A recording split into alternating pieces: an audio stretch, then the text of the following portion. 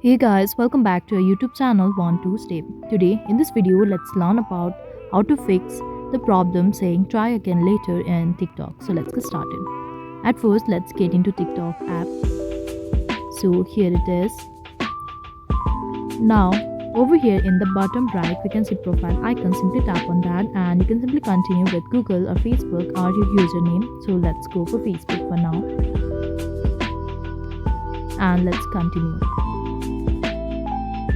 And over here in the top we'll be able to see this written, that is try again later, and we are not able to log in.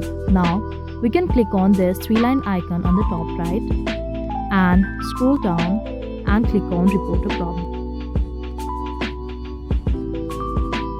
And if your problem is already here, you can simply click on that, and if not, you can simply get into this button and click on submit a report.